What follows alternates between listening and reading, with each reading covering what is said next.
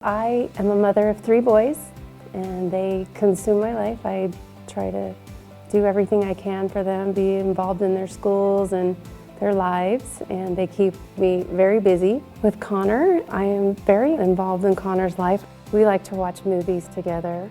One of our favorites is High School Musical. I like watching TV shows, not High School Musical. Just kidding, he will kill me for saying that, but I love it. We play games together. She always beats me, but that's what I like doing most with her. We read a lot, listen to music, basic mom and son stuff. My mom has cancer, but it's really hard for me. I developed a little bit of a cough, just like when you clear your throat, and kind of just was annoying, and then it just kept developing more and more into a bigger cough, and finally went to the doctor and had chest x-rays, and they're like, well, we think you just have pneumonia. And it just kept getting worse. So they did a CT scan, and when they saw the CT scan, I had a tumor the size of a large softball, and then 3 other ones, all on my right lung. Lung cancer is a very common disease. It's also a very lethal disease, so it actually kills more men and women than breast cancer, bowel cancer, prostate cancer, and pancreas cancer combined. Dawn's a wonderful example of somebody who's never smoked, who has something called small cell lung cancer, which is highly associated with smoking. Within 2 weeks of being diagnosed, I went into aggressive chemotherapy and radiation. I was shocked at first and I couldn't speak, and I just didn't know what to do, and at first I didn't say anything. I was so scared. I was very uneducated about any kind of cancer. I was very afraid of chemotherapy and sad about losing my hair, which I felt really vain about, but you know, just all the different things that you go through when you are diagnosed with cancer, just the emotional part about it. The standard treatment for small cell lung cancer hasn't changed in about 30 years.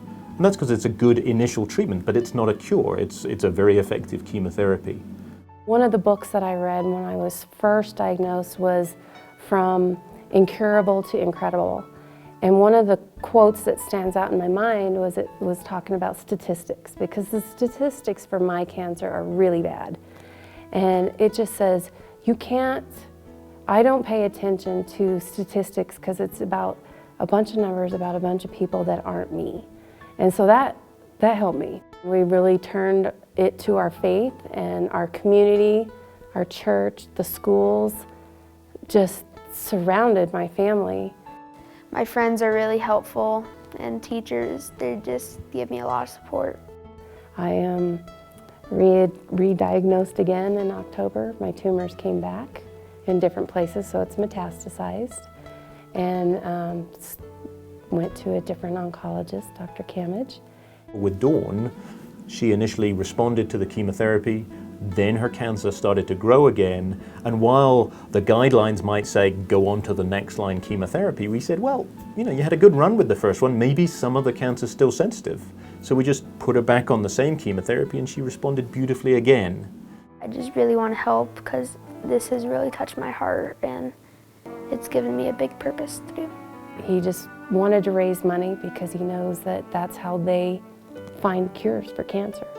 It takes an enormous amount of time and effort and a huge team that most people never see doing all of the nitty-gritty behind the scenes. So raising money is tremendously important. I didn't think of the run until August. It is a 5K. He started planning all this without my knowledge for a couple months. I wanted it to be a big surprise for Christmas. That didn't really work out because she found out way before that. Connor had already reserved the date, had the contract, had the facilities reserved. The event is called Run Cancer Out of Town. My goal is to raise $10,000 to $15,000, and I know we can achieve that goal.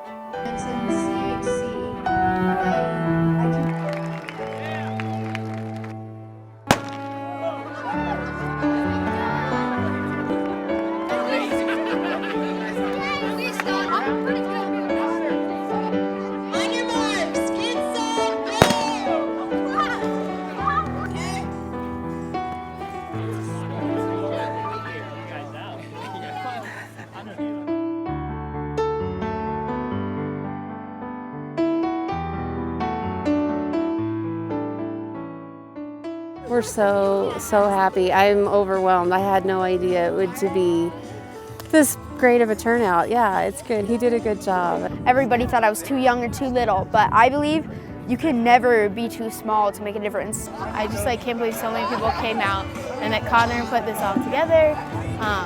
And just the support, it just really shows how strong community is and how important it is. People appreciate it, obviously. There's a ton of people out here running and stuff. So yeah, I think people really just want a chance, an opportunity to come out here and support something like this. It's so great to see how much support these people have for her and her family and just for the cause. I'm so happy.